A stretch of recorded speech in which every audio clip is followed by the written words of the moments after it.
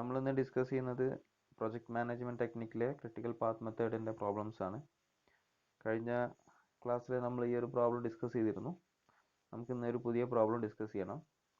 ഈ പ്രോബ്ലത്തിൽ solution complete ഇല്ല, അതായത് LFT, EFT, ക്രിട്ടിക്കൽ പാത്ത്, അതേപോലെ തന്നെ പ്രൊജക്റ്റ് ഡ്യൂറേഷൻ, ഇത്തരം ആൻസേഴ്സ് ഒന്നും ഈ ഒരു പ്രോബ്ലത്തിലില്ല. അത് നിങ്ങൾ ലെക്ചർ നോട്ടിൻ്റെ ഭാഗമായിട്ട് കംപ്ലീറ്റ് ചെയ്ത് എഴുതി അയക്കണം.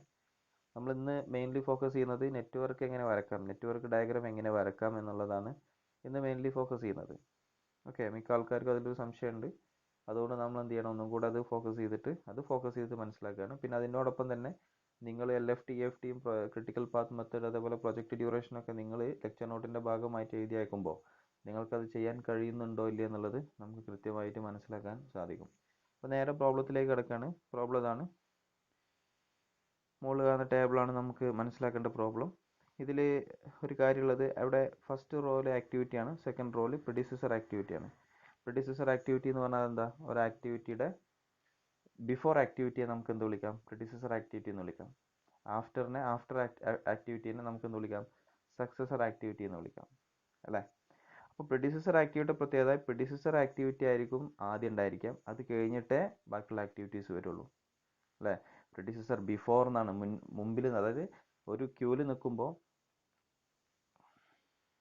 വേണ്ട നിങ്ങൾക്ക് കൺഫ്യൂഷൻ ആവും. ക്യൂ ഞാൻ പറയുന്നില്ല, നിങ്ങൾക്ക് കൺഫ്യൂഷൻ ആവും. എന്തുമാത്രം ശ്രദ്ധിച്ചാൽ മതി, ഞാനിവിടെ എഴുതി മനസ്സിലാക്കി തരാം. ഇതൊരു ആക്ടിവിറ്റിയാണ്. ആക്ടിവിറ്റി സി എന്ന് കൊടുത്ത് വിചാരിച്ചോ. ഓക്കെ, ആക്ടിവിറ്റി സി എന്ന് കൊടുത്തു. ഇത് വേറൊരു ആക്ടിവിറ്റിയാണ്, ആക്ടിവിറ്റി എ എന്ന് കൊടുത്തു. ഓക്കെ, അപ്പോൾ ഇവിടെ പ്രിഡിസസർ ആക്ടിവിറ്റി ഏതാ വരിക? പ്രിഡിസസർ ആക്ടിവിറ്റി എന്ന് വരിക എന്താ? സിയുടെ മുന്നിൽ.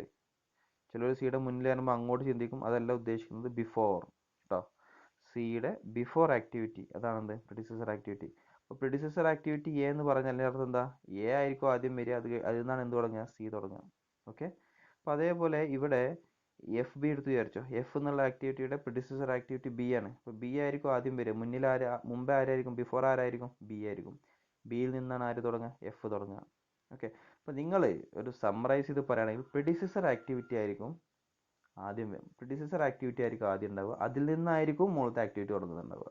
ഇപ്പോൾ ഇവിടെ IE എന്ന് പറഞ്ഞാൽ എന്താ മീനിങ്? ഇ എന്നുള്ള ആക്ടിവിറ്റിയാണ് പ്രിഡിസസർ ആക്ടിവിറ്റി. ഇയിൽ നിന്നാണ് ആര് തുടങ്ങുന്നത്? ഐ തുടങ്ങുന്നത്. അപ്പോൾ മുന്നേ ആരാണ്? ഇ ആണ്. ബിഫോർ ആരാണ്? ഇ ആണ്. HD എന്നുള്ള രണ്ട് റിലേഷൻഷിപ്പ് എടുത്തു. H എന്നുള്ള ആക്ടിവിറ്റിയുടെ പ്രിഡിസസർ ആക്ടിവിറ്റി D ആണ്. എന്താ അർത്ഥം? D ആണ് H എന്നുള്ള ആക്ടിവിറ്റിയുടെ ബിഫോർ ഉള്ളത്, ആദ്യം ഉള്ളത്. അപ്പോൾ ആദ്യം ആരായിരിക്കും? D ആയിരിക്കും. ഈ ഡിയിൽ നിന്നാണ് ആര് തുടങ്ങുക? H തുടങ്ങുക. അപ്പോൾ ഈ പ്രിഡിസസർ ആക്ടിവിറ്റി എന്നുള്ള അതിൻ്റെ കോൺസെപ്റ്റ് മനസ്സിലായി എന്ന് വിചാരിക്കുകയാണ്. എങ്കിലും നമുക്ക് ഈ പ്രോബ്ലം ചെയ്യുമ്പോൾ വളരെ എഫക്റ്റീവായിട്ട് മനസ്സിലാവുള്ളൂ. ഇനി ഇവിടെ നമ്മൾ ഈ പ്രോബ്ലത്തിൽ ഇവിടെ എ എന്നുള്ള ആക്ടിവിറ്റിയുടെ പ്രിഡിസസർ ആക്ടിവിറ്റി എന്താ? നില്ലാണ്, ഒന്നുമില്ല, അല്ലേ? അതായത് എയുടെ മുന്നേ ആരുമില്ല, ബിയുടെ മുന്നേ ആരുമില്ല, സിയുടെ മുന്നേ ആരുമില്ല. ഫസ്റ്റ് സ്റ്റാർട്ട് ചെയ്യുന്നത് ABC എന്നാണ്. അപ്പോൾ നോക്കിയല്ലേ പ്രോബ്ലത്തിൽ എ എന്നുള്ള ആക്ടിവിറ്റിയുടെ മുന്നേ ആരെങ്കിലും ഉണ്ടോ? ഇല്ല, എ തുടങ്ങി. ബി എന്നുള്ള ആക്ടിവിറ്റിയുടെ മുന്നേ ആരുണ്ടോ? ഇല്ല, അതില്ല, ബിയും തുടങ്ങി. സി എന്നുള്ള ആക്ടിവിറ്റിയുടെ താഴെ ആരെങ്കിലും ഉണ്ടോ? അതുമില്ല, സോ സിയും തുടങ്ങി. അതായത് ABC എന്നുള്ള മൂന്ന് ആക്ടിവിറ്റിയുടെ പ്രിഡിസസർ ആക്ടിവിറ്റി ഒന്നും ഇല്ലാത്തതുകൊണ്ട് എന്ത് ചെയ്യുക? അത് മൂന്നും ഓരോടുന്ന് തുടങ്ങി. അതിന് മുമ്പ് ഇനി ആരുമില്ല, അല്ലേ? ആരുമില്ല, ഇവിടെ ഫ്രീ ആണ്. ഇനി അടുത്ത് നോക്കുക, ഡി എന്നുള്ള ആക്ടിവിറ്റിയുടെ പ്രിഡിസസർ ആക്ടിവിറ്റി ആരാ? എ. എന്താ അതിൻ്റെ മീനിങ്? ഇപ്പോൾ ഡി തുടങ്ങുന്നത് എവിടുന്നാ? എയിൽ നിന്നാണ്. ഡി എവിടുന്ന് തുടങ്ങി? ഇതാ എ ഇവിടെ വന്ന് അവസാനിച്ചു, എവിടെ നിന്ന് തുടങ്ങി? ഡി തുടങ്ങി. അപ്പോൾ കൃത്യം മനസ്സിലാക്കണം, ഇവിടെ നമ്മൾ ഓരോ ആക്ടിവിറ്റി തുടങ്ങുമ്പോൾ ഒരു നോഡ് വേണം, ആക്ടിവിറ്റി അവസാനിക്കുമ്പോൾ ഒരു നോഡ് വേണം. ഇത് ഇവൻറ്റുകളാണ്. ഓക്കെ, സ്റ്റാർട്ടിങ് അതേപോലെ എൻഡിങ്, ഈ രണ്ട് ഇവൻറ്റും എന്ത് ചെയ്യണം? മനസ്സിലാക്കണം. ദെൻ അടുത്തത് എന്നുള്ള ആക്ടിവിറ്റി ബിയിൽ നിന്നും തുടങ്ങുന്ന, എഫും തുടങ്ങുന്നത് എവിടുന്ന? ബിയിൽ നിന്നാണ്, അല്ലേ? ഇപ്പോൾ ബി ഇവിടെ റിപ്പീറ്റ് ചെയ്ത് വരുന്നുണ്ട്. ഇതിനർത്ഥം എന്താ? ബിയിൽ നിന്ന് ആര് തുടങ്ങുന്നുണ്ട്? ഇയും തുടങ്ങുന്നുണ്ട്. ബിയിൽ നിന്ന് ആര് തുടങ്ങുന്നുണ്ട്? എഫും തുടങ്ങുന്നുണ്ട്. ഈ ബിയിൽ നിന്നാണ് ഇയും ബിയിൽ നിന്നാണ് എഫും തുടങ്ങുന്നത് മനസ്സിലാക്കുന്നത് ഇവിടെ പ്രിഡിസസർ എന്നുള്ള റിലേഷൻഷിപ്പ് നോക്കിയിട്ടാണ്. ഓക്കെ, അത് ഓരോ പ്രോബ്ലത്തിനും വ്യത്യാസമായിരിക്കും. അപ്പോൾ ഇ എന്നുള്ള ആക്ടിവിറ്റി തുടങ്ങുന്നത് ബിയിൽ നിന്നാണ്. ഇതാ ബി ഇവിടെ തുടങ്ങി, ഇവിടെ അവസാനിച്ചു. അവിടുന്ന് ഇ തുടങ്ങി, ഇവിടെ അവസാനിച്ചു. അതേപോലെ എഫ്, ഇതാ ബി എന്നുള്ള ആക്ടിവിറ്റി ഇവിടെ അവസാനിച്ചു, അവിടെ നിന്ന് തുടങ്ങി. എഫ് എന്നുള്ള ആക്ടിവിറ്റി തുടങ്ങി, ഇവിടെ അവസാനിച്ചു.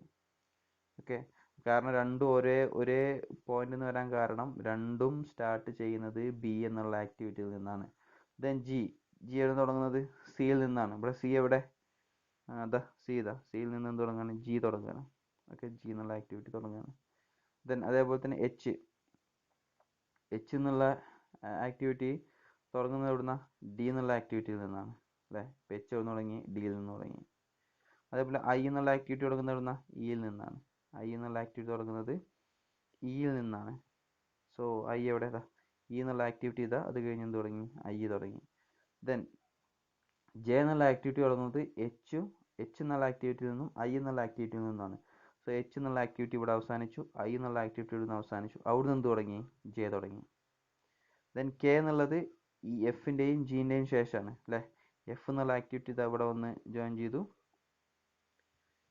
പിന്നെ താഴെ ജി എന്നുള്ള ആക്ടിവിറ്റി കാണിച്ചു തരാം. ഇതാണ് ജി എന്നുള്ള ആക്ടിവിറ്റി. ഈ ആക്ടിവിറ്റിയാണ് ജി എന്നുള്ള ആക്ടിവിറ്റി എന്ത് ചെയ്തു, അതും അവിടെ അവസാനിക്കുകയാണ്.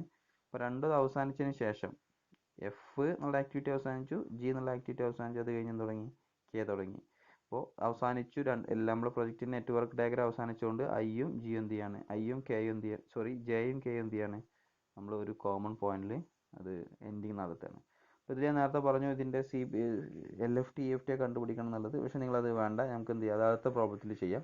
ഇതിൻ്റെ ഡ്യൂറേഷൻ അടുത്തതുണ്ട്. പക്ഷേ നിങ്ങൾ എന്ത് ചെയ്താൽ മതി, ഈ നെറ്റ്വർക്ക് നിങ്ങൾക്ക് വരക്കാൻ സാധിക്കുന്നുണ്ടോ എന്ന് നോക്കിയാൽ മതി. ഓക്കെ, സോ നിങ്ങൾ എന്ത് കാണണ്ട ഇപ്പോൾ തൽക്കാലം. ഞാൻ നേരത്തെ ഈ വീഡിയോ തുടങ്ങുമ്പോൾ പറഞ്ഞിരുന്നു LFT കാണണം, EFT കാണണം എന്നൊക്കെ പറഞ്ഞിരുന്നു. അതേപോലെ തന്നെ ഇതുമായി ബന്ധപ്പെട്ട ക്രിട്ടിക്കൽ പാത്ത്, പ്രൊജക്റ്റ് ഡ്യൂറേഷൻ കാണുമെന്ന് പറഞ്ഞിരുന്നു. അപ്പോൾ അത് നിങ്ങളിപ്പോൾ തൽക്കാലം കാണണ്ട, ഞാൻ ഡ്യൂറേഷൻ കാണിക്കുന്നില്ല ഇതിൽ. കാരണം നിങ്ങൾ ഈ നെറ്റ്വർക്ക് കൃത്യമായിട്ടൊന്ന് വരക്കാനുള്ള ഒരു കാര്യം ശ്രദ്ധിക്കുക. പിന്നെ അതിൽ നമുക്ക് ഒരു ഫൾക്കേഴ്സൺസ് റൂൾ എന്ന റൂൾ നമ്മൾ ഡിസ്കസ് ചെയ്തിരുന്നു. ഈ നെറ്റ്വർക്ക് ഡയഗ്രത്തിൻ്റെ നമ്പറിങ്ങുമായി ബന്ധപ്പെട്ട ഒരു റൂളായിരുന്നു. അപ്പോൾ ആ റൂൾ പ്രകാരമാണ് ഇതിൽ 1 2 3 4 എന്നൊക്കെ നമ്പറിങ് കൊടുക്കുന്നത്. നമുക്ക് ഇങ്ങനെ നോക്കാം. ആദ്യം 1 എന്ന് കൊടുക്കുക. അപ്പോൾ നിങ്ങൾ നെറ്റ്വർക്ക് ഡയഗ്രം വരക്കുമ്പോൾ ഇങ്ങനെ നോഡുകൾ വരക്കും. ഈ നോഡുകളിൽ എന്ത് കൊടുക്കരുത്, ആദ്യം തന്നെ നമ്പർ കൊടുക്കരുത്. മുഴുവനായിട്ട് നെറ്റ്വർക്ക് ഡയഗ്രം വരച്ചതിന് ശേഷം മാത്രമേ നമ്പർ കൊടുക്കാൻ പാടുള്ളൂ. അപ്പോൾ അതിൽ ഫസ്റ്റ് നമ്മൾ 1 എന്ന് കൊടുത്തു, സ്റ്റാർട്ടിങ് 1 ആണ്. ദെൻ ഇത് കഴിഞ്ഞാൽ ഈ ഭാഗം നമുക്ക് കളയാം. ബാക്കി എന്താ ഉള്ളത്, ഈ അടുത്ത 3 നോഡ്, ഈ 3 അതിൽ ഏറ്റവും മുകളിലത്തെ തന്നെ എന്ത് കൊടുക്കുക, ഇവിടെ 1 അല്ലേ, 2 എന്ന് കൊടുക്കുക. ദെൻ 3 4. അടുത്ത 3 നോഡ് ഏതൊക്കെയാ, ഇതാ ഈ 3 ആൾക്കാരാണ്. സോ 4 കഴിഞ്ഞാൽ ഏറ്റവും ടോപ്പിക്ക് പോവുക. ഒരു കാരണവശാലും 4 കഴിഞ്ഞാൽ അങ്ങോട്ട് പോകരുത്, താഴേക്ക് പോകരുത്. 4 കഴിഞ്ഞാൽ അടുത്ത നോഡ് ഒന്നിൽ കൂടുതലുണ്ടെങ്കിൽ മുകളിലത്തെ നോഡ് ഏതാണോ, നോഡ് മീൻസ് ഈ സർക്കിൾ, ഓക്കെ, മുകളിലത്തെ ഏത് നോഡാണോ ആ നോഡിലേക്ക് നേരെ പോവുക. സോ ഇവിടെ 4 ആണ്, ദെൻ 5 6 7 അല്ലേ. ഇനി ഈ 3 സെറ്റ് ഓഫ് നോഡ് കഴിഞ്ഞാൽ അടുത്ത 2 ആരാണ്, ഈ 2 നോഡാണ്. 2 നോഡിൽ ആദ്യം നമ്മൾ കൺസിഡർ ചെയ്യേണ്ടത് ഇയാളെയാണ്. ഓക്കെ, ഇയാൾ കൺസിഡർ ചെയ്തപ്പോൾ എത്ര കിട്ടുക, ഇവിടെ ഇപ്പോൾ 7 ആണ്. 7 കഴിഞ്ഞാൽ 8, ദെൻ 8 കഴിഞ്ഞാൽ 9. ഓക്കെ, അപ്പോൾ ഈ രീതിയിലായിരിക്കണം നമ്മൾ നമ്പറിങ് ചെയ്യേണ്ടത്. അപ്പോൾ ഈ റൂളുമായി ബന്ധപ്പെട്ടുള്ള കൃത്യമായിട്ടുള്ളൊരു കോൺസെപ്റ്റ് നിങ്ങൾക്ക് വേണം. നിങ്ങൾക്കത് മനസ്സിലായിട്ടില്ല എന്നുണ്ടെങ്കിൽ അത് കൃത്യമായി ചോദിച്ച് മനസ്സിലാക്കണം. നമുക്ക് വേണമെങ്കിൽ അതുമായി ബന്ധപ്പെട്ടൊരു ക്ലാസ് ഡിസ്കസ് ചെയ്യാം. അതിനാണ് അങ്ങനെ പറയുന്നത്. അപ്പോൾ മനസ്സിലായിട്ടില്ല എന്നുണ്ടെങ്കിൽ കൃത്യമായിട്ട് എന്ത് ചെയ്യണം, അത് നിങ്ങളെ ഗ്രൂപ്പിൽ മെൻഷൻ ചെയ്യണം. അപ്പോൾ ഈ ഡയഗ്രാം നിങ്ങൾ വരക്കാനുള്ളൊരു ശ്രമം നിർബന്ധമായിട്ട് നടത്തുക. ഓക്കെ, ബാക്കി നമുക്ക് എന്ത് ചെയ്യാം, വേറൊരു പ്രോബ്ലം ഡിസ്കസ് ചെയ്യാം. ഓക്കെ, ഇന്നിപ്പോൾ ഈ ഒരു വീഡിയോ ഇത്ര മതി. ഓക്കെ, നമുക്ക് അടുത്ത വീഡിയോയിൽ കാണാം. Thank you.